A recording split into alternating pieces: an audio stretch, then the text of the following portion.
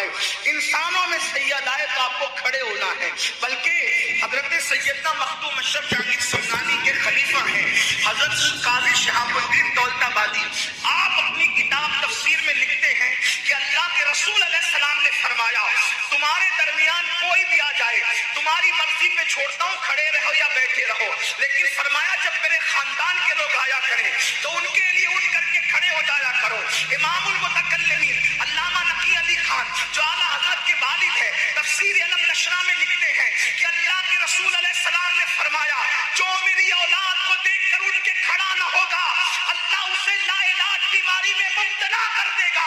اللہ اکبر، یعنی حضور کے خاندان کے فرد کو دیکھ کر اگر کھڑا نہیں ہوا انسان بلا عذر شرعی گھمنڈ کی بنیاد پر، اللہ اکبر، یا سستی کی بنیاد پر یا غفلت کی بنیاد پر، یعنی تعظیم کے لیے کھڑا نہ ہو، تو آقا فرماتے ہیں لا علاج بیماری میں مبتلا کر دیے جاؤ گے۔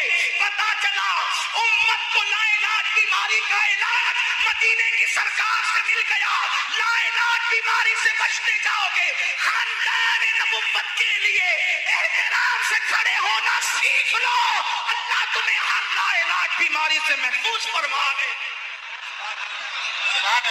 لیکن بات یہ ہے کہ حضور کے خاندان کے جو لوگ ہیں سید ہیں ان کی تعظیم کھڑے ہونے میں، پھر آپ ہاتھ بھی چھومتے ہیں، نظر بھی پیش آیا باللہ۔ رمضان شریف کے علاوہ ایک مرتبہ داڑھی مڈا کر گٹر میں پھینکوائی، ایک بار کا مجرم ہے۔ رمضان شریف میں داڑھی مڈا کر کے پھینکوائی، 70 بار کا مجرم ہے۔ آپ سے پوچھنا چاہتا ہوں کہ اللہ رب العزت کا یہ عذاب کوئی برداشت کر سکتا ہے؟ کسی کے اندر طاقت ہے، کسی کے اندر قوت ہے، کسی کے اندر ہمت ہے۔ سید الشہور آ رہا ہے، سید الشہور آ رہا ہے، نیکیوں کا موسم بہار آ رہا ہے۔ اللہ اکبر، رمضان المبارک تو ایسا مہینہ ہے وہ تو جنتی بنانے کے لیے آ رہا ہے، لیکن کوئی اس کی قدر نہ کرے، کوئی اس کا احترام نہ کرے، کوئی اس کی تعظیم نہ کرے، اسی طریقے سے بغیر روزے کے پھرتا رہے۔ بڑی معذرت کے ساتھ یہاں کی میری قوم کے جوان ہیں اور اس کے بعد انٹرنیٹ پر جو ہے اللہ اکبر ہزاروں کی تعداد میں دنیا بھر میں لوگ سن رہے ہیں، میری مائیں اور بہنیں بھی موجود ہیں۔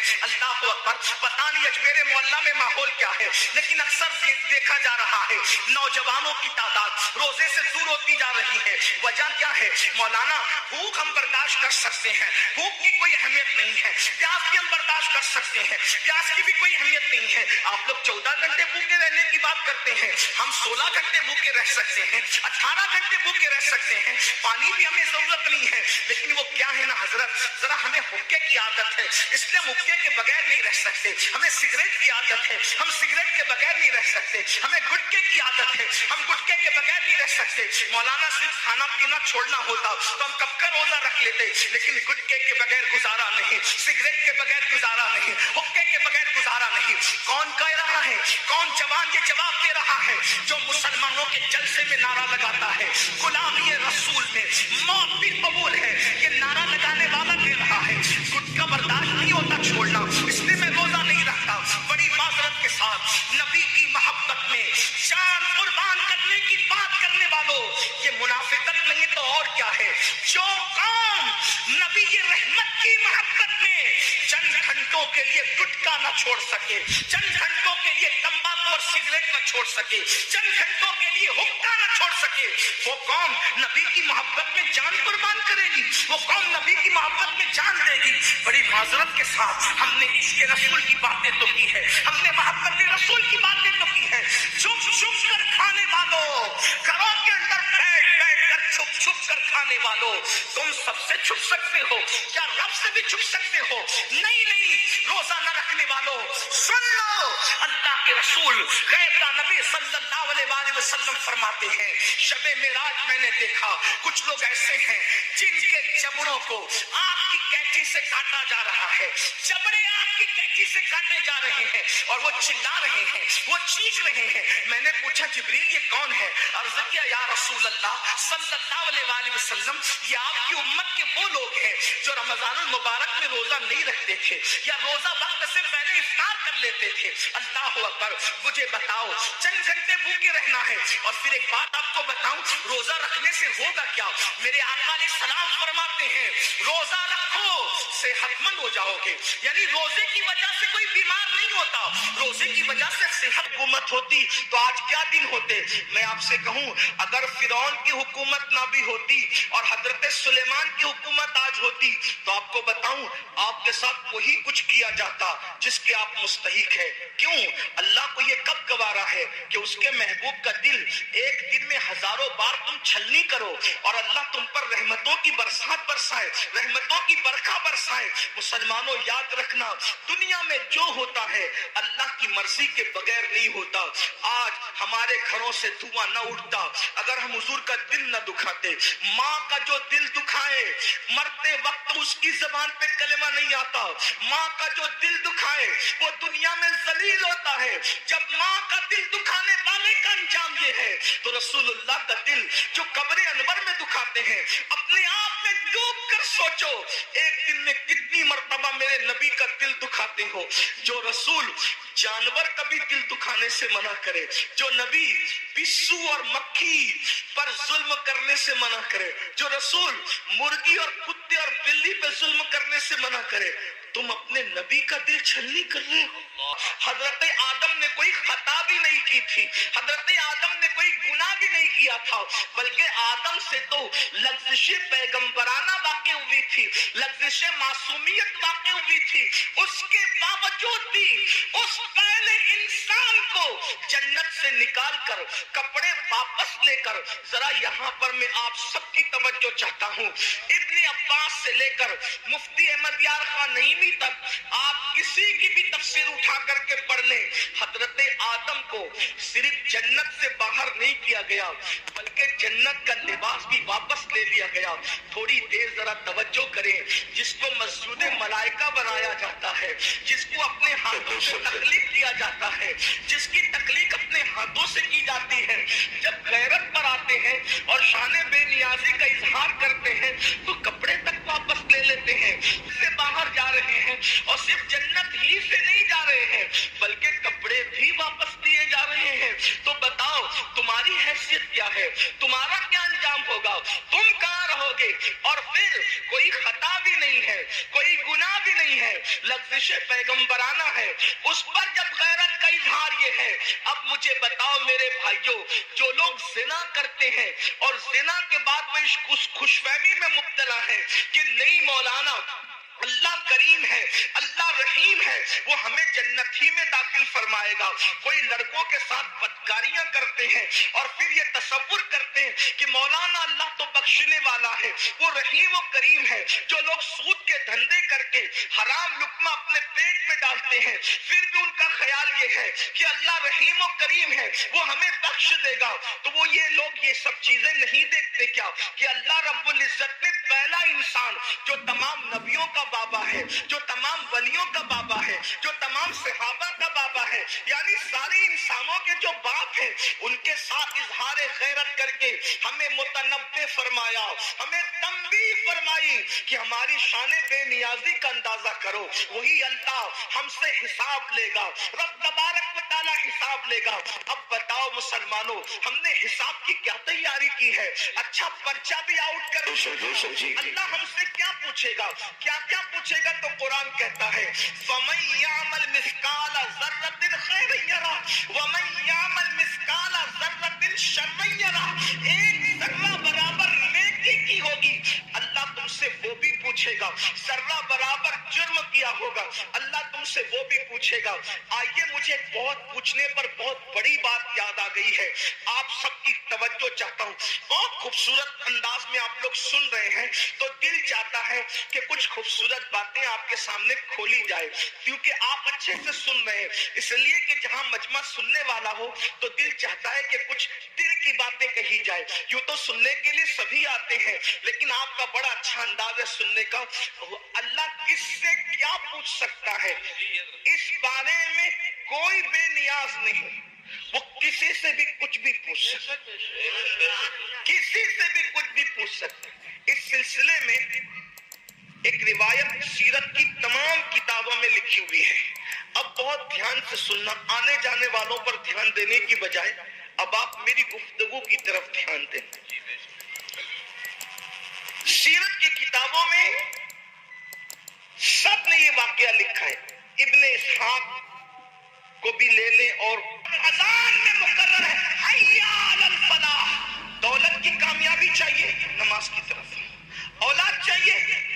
طرف آؤ, عزت چاہیے نماز کی طرف آؤ.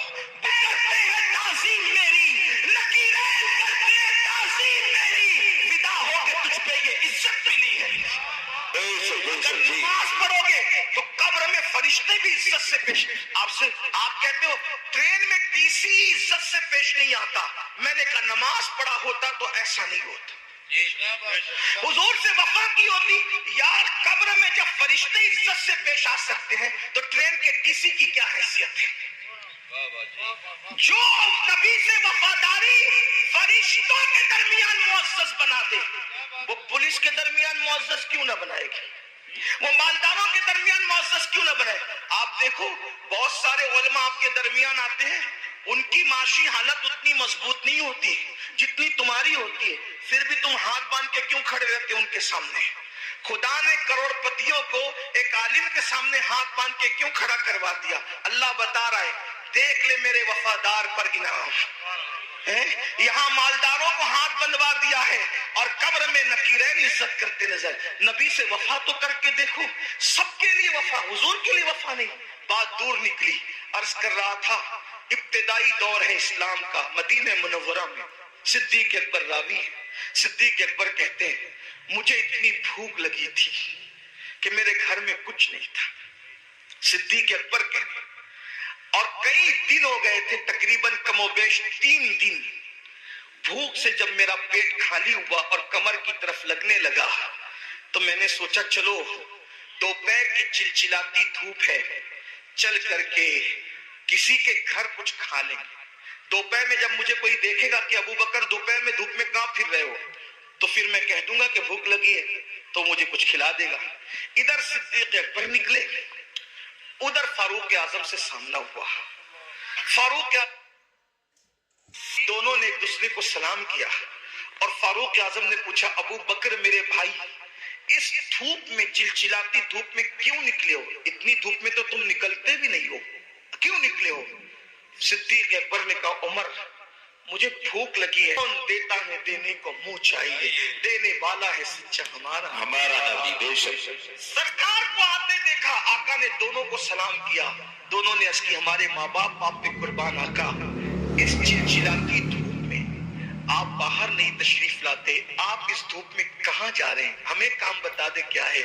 آقا نے فرمایا ابو بکر عمر پہلے یہ بتاؤ تم دونوں یہاں کیا کر رہے ہو. آقا علیہ السلام نے کچھ کہنے کی بجائے فرمایا تم دونوں کیا کر رہے ہو. دونوں نے نظر جھکا کے کہا قاسم نعمت سے یا رسول اللہ 3 دن سے بھوکے, گھر میں کچھ ملا نہیں, باہر آ گئے, بھوک باہر لائی ہے کہ ہم کچھ کھا لیں کسی کے یہاں جا کے, لیکن آقا آپ کیوں باہر آئے. سرکار نے فرمایا تمہارے گھر میں 3 دن سے چولہا نہیں جلا, لیکن اس وقت میرے گھر میں مہینہ بھر ہو گیا, مہینے بھر سے میرے گھر میں چولہا نہیں جلا ہے.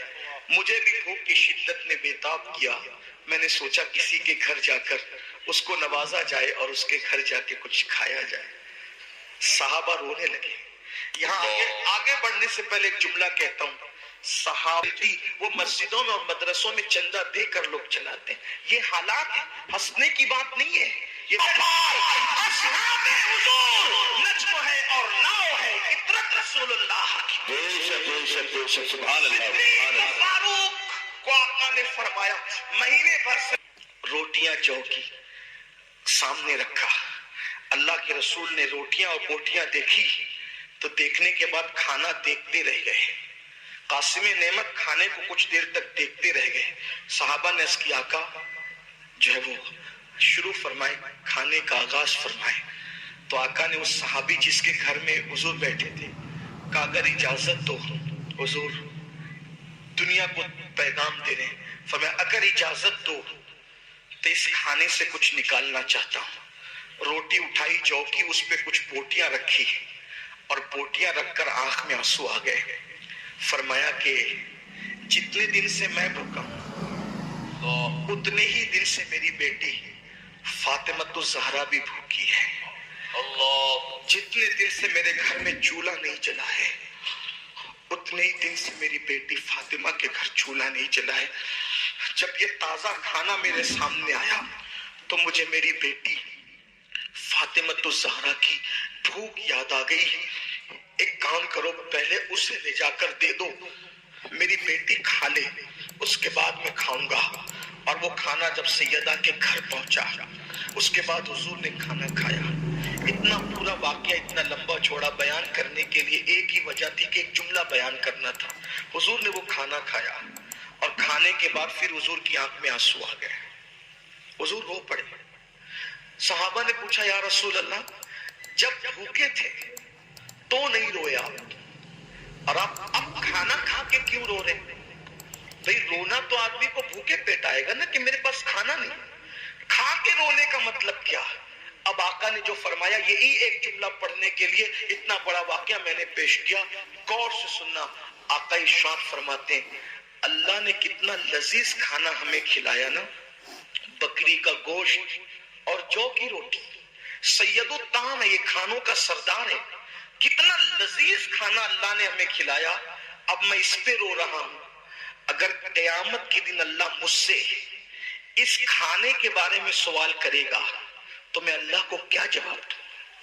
کون کہ ایک مہینے تک جس کے گھر میں چولہا نہیں جلا, جو وجہ تخلیق کائنات ہے, جو نبیوں کا سردار ہے, جس کے لیے نعمتیں پیدا کی گئی, جس کے لیے دنیا بنائی گئی, جس کے لیے قبلہ بدل دیا گیا, جس کے اشارے ابروں پہ چاند ٹکڑے کر دیا گیا, جس کے اشارے پہ سورج پلٹا دیا گیا, اس رسول کو امت کو تعلیم دیتے ہوئے یہ احساس ہے کہ میں نے ایک دن آج ایک مہینہ چولہا بند رکھنے کے بعد آج بکری کا گوشت اور روٹی کھایا ہے. اگر اللہ مجھے اس کے بارے میں پوچھے گا میں کیا جواب دوں؟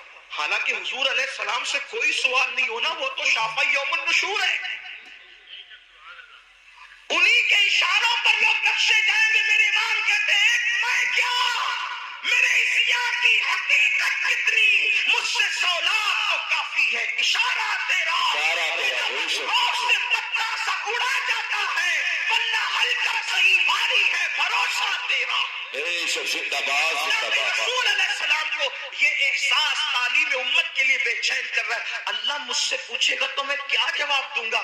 بتاؤ میرے بھائیوں, ایک دن میں 2 مرتبہ کپڑے بدلتے ہو, 3 مرتبہ پیٹ بھر کے میں منع نہیں کر رہا ہوں, کھانے کے لیے منع نہیں کر رہا ہوں, کپڑے پہننے کے لیے بھی منع نہیں کر رہا ہوں, لیکن اتنا ضرور کہنا چاہتا ہوں جس کھانے کے رنگ میں ڈوب کر رزاق کو بھول گئے ہو, جن کپڑوں کے غرور میں اللہ کو بھول گئے ہو, وہ ہم سے پوچھے گا اور وہ ہم سے سوال کرے گا.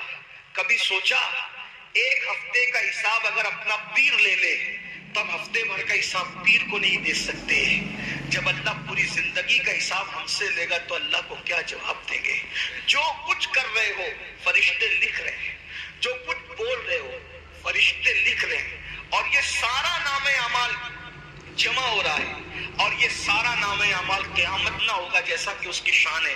یہ پڑھ سکو گے کہ میں نے فلاں تاریخ کو فلاں رات 3 گھنٹے تک زنا کی فلم دیکھی تھی خدا کے سامنے. وہ تو آمنے سامنے سے پاک ہے, لیکن صرف اس کی جیسی شان ہے, خدا کا سامنا ہے. یہ پڑھ سکو گے کہ میں نے لڑکوں کے ساتھ بدفعلیاں کی تھی. سوچو, توجہ کرو. حدیث پاک تو یہ ہے لڑکوں کے ساتھ بدفعلی کرنے والا کہیں بھی مرے. اللہ نے کچھ فرشتے ایسے پیدا کیے جن کی چونچ ہے پرندوں کی طرح, کہیں بھی مرتا ہے اس کو اٹھاتے ہیں, اٹھا کر وہاں لے جا کر پھینک دیتے ہیں جہاں قوم نہیں ہے. اللہ تیرے ساتھ ہے, اور کتنا ساتھ ہے تو کہتا ہے نحن اقرب الیہ من حبل الورید, اللہ تیری شہرک سے زیادہ قریب ہے. اور ایک مقام پہ فرماتا ہے ان اللہ کان علیکم رقیبا, اللہ تم پر کڑی نگرانی فرما رہا ہے. مسلمانوں ذرا سوچو, حلال غذا سید العالمین وجہ تخلیق کائنات کھا لے تو روئے, اس کے بارے میں اللہ کو جواب کیا دوں گا؟ ہم تو گناہ کر رہے ہیں اور ہمیں احساس ہی نہیں. اللہ کو حساب بھی دینا ہے, اللہ کو جواب بھی دینا ہے. امام اہل سنت اعلی حضرت جیسی شخصیت کہتی ہے کریم اپنے کرم کا صدقہ لئی میں بے قدر کو نہ شرما, تو اور رضا سے حساب لینا, رضا بھی کوئی حساب میں ہے. اندازہ تو فرمائے مسلمانوں, ہم اپنے آپ کو دھوکہ دے رہے ہیں, ہم اپنے آپ کو تباہ کر رہے ہیں, ہم اپنے آپ کو برباد کر کر رہے ہیں. آئیے گفتگو کو سمیٹتے ہوئے دستار بندی بھی ہونی ہے, میں جلد اپنی گفتگو کو سمیٹوں گا. کون کون لوگ ہیں کہ حضرت بایزید بستامی کو مریدین کو پتا چل گیا کہ بایزید کو خون کا پیشاب ہو رہا ہے, ہمدردی کی حضرت آپ جلدی سے کسی اچھے حکیم سے علاج کروا لیں کیونکہ آپ کو خون کا پیشاب ہو رہا ہے. فرمایا میرا علاج کسی حکیم کے پاس نہیں ہے. جائزہ لے لیں کہ جتنے بھی جرائم ہیں, جتنے بھی گناہ بخشنے والا ہے وہ رحیم و کریم ہے. جو لوگ سود کے دھندے کر کے حرام لقمہ اپنے پیٹ میں ڈالتے ہیں پھر بھی ان کا خیال یہ ہے کہ اللہ رحیم و کریم ہے وہ ہمیں بخش دے گا, تو وہ یہ لوگ یہ سب چیزیں نہیں دیکھتے کیا کہ اللہ رب العزت نے پہلا انسان جو تمام نبیوں کا بابا ہے, جو تمام ولیوں کا بابا ہے, جو تمام صحابہ کا بابا ہے, یعنی سارے انسانوں کے جو باپ ہیں, ان کے ساتھ اظہار غیرت کر کے ہمیں متنبع فرمایا, ہمیں تنبیہ فرمائی کہ ہماری شان بے نیازی کا اندازہ کرو, وہی اللہ ہم سے حساب لے گا, رب تبارک و تعالی حساب لے گا. اب بتاؤ مسلمانوں, ہم نے حساب کی کیا تیاری کی ہے؟ اچھا پرچہ بھی آؤٹ کر, اللہ ہم سے کیا پوچھے گا, کیا کیا کہتا ہے؟ فَمَن يَعْمَلْ مِثْقَالَ ذَرَّةٍ خَيْرًا يَرَهُ وَمَن يَعْمَلْ مِثْقَالَ ذَرَّةٍ شَرًّا يَرَهُ. ایک ذرہ برابر نیکی کی ہوگی, اللہ تم سے وہ بھی پوچھے گا. ذرہ برابر جرم کیا ہوگا, اللہ تم سے وہ بھی پوچھے گا. آئیے مجھے بہت پوچھنے پر بہت بڑی بات یاد آ گئی ہے, آپ سب کی توجہ چاہتا ہوں. آپ کے سامنے وہ ابن منذری کے حوالے سے میں پیش کر رہا ہوں بطور مفہوم. اب غور کریں, اس روایت کے راوی ہے سیدنا صدیق اکبر رضی اللہ تعالی, اور تنہا ابو بکر کا ایمان پڑھنے میں رکھا جائے تو سب کے ایمان پر ابو بکر کا ایمان وزنی ہو جائے گا. کہ وہ ہستی ہے جنہیں صدیق, سبحان اللہ. اور ان ایمان والوں میں ابو ہریرہ کا بھی ایمان ہے, بلال حبشی کا بھی ایمان ہے, خالد ابن ولید کا بھی ایمان ہے, غوث اعظم غریب نواز کا بھی ایمان ہے. اندازہ فرمائے جس کے ایمان کی شان یہ ہو اس کے دل اور سینے کی حالت کا کیا عالم ہوگا. وہ صدیق اکبر جو صحابہ کے امام ہیں, افضل البشر بعد الانبیاء بالتحقیق, صدیق اکبر رضی اللہ تعالیٰ عنہ, جن کے بارے میں حضور محدث اعظم کے چوچوی رحمت اللہ علیہ کہتے ہیں مرتبہ حضرت صدیق کا یہ ہے سید, ہر فضیلت کے وہ جامع ہیں نبوت کے سوا. اللہ اکبر. آئیے وہی صدیق اکبر روایت کر رہے ہیں. اللہ اکبر. الفاظ میرے ہیں, مفہوم بیان کر رہا ہوں اپنے الفاظ کے جامع میں. ابتدائی دن ہے مدینہ منورہ میں, اصحاب رسول ابھی نئے نئے جو ہے وہ مدینہ طیبہ آئے ہیں. اللہ اکبر. حجروں کی تعمیر ابھی نئی نئی ہوئی ہے, مسجد نبوی کی تعمیر نئی نئی ہوئی ہے. حالات یہ ہیں کہ سیدنا ابو ہریرہ جیسے لوگ, اللہ اکبر, کبھی لنگی ہوتی ہے بدن پر, اوپر کا کرتا نہیں ہوتا, ان حالات میں زندگیاں گزار رہے ہیں. بلال حبشی کا حال یہ ہے کہ بھوک سے جب مجبور ہو جاتے ہیں تو زمین پر چت لیٹ جاتے ہیں تاکہ اپنے پیٹ کو آرام پہنچائیں. اللہ اکبر. اور خود رحمت دو عالم صلی اللہ علیہ وآلہ وسلم جن کے نام سے آپ نے کانفرنس رکھی ہے, ان کے گھر کا حال یہ ہے کہ جس نے تبوک کے موقع پہ کرتا بھی چندے میں دے دیا اور ٹاٹ پہن لیا, اور جب پوچھا گیا کہ کرتا کیوں دے دیا چندے میں, کہنے لگے ہم جنگ پہ جا رہے ہیں اور میں جانتا ہوں مسلمانوں کے پاس شہید کو کفن دینے کے لیے کپڑا بھی نہیں ہے, اگر کوئی میرا بھائی شہید ہو جائے گا تو ابو بکر کا کرتا کفن کے لیے کام آ جائے گا. یہ ان کے جذبات تھے. مسلمانوں, حق زندہ ہے تو حق کی آواز بھی زندہ رہے گی, اور یہی اہل سنت کا تر امتیاز ہے. ہم جہاں اہل بیت کے بے دام غلام ہیں, وہیں پر ہم صحابہ کے بھی بے دام غلام ہیں. اور قدرت نے ہمیں دو ہاتھ اس لیے عطا کیے ہیں کہ ایک ہاتھ میں اصحاب کا دامن ہے اور ایک ہاتھ میں اہل البیت کا دامن ہے. اسی لیے ہمارا بیڑا پار ہے. ہمارے امام کہتے ہیں اہل سنت کا ہے بیڑا پار, اصحاب حضور نجم ہے اور ناؤ ہے عطرت رسول اللہ کی. بے شک بے شک بے شک, سبحان اللہ سبحان اللہ. فاروق کو آقا نے فرمایا مہینے بھر سے میرے گھر میں چولہا نہیں جلا.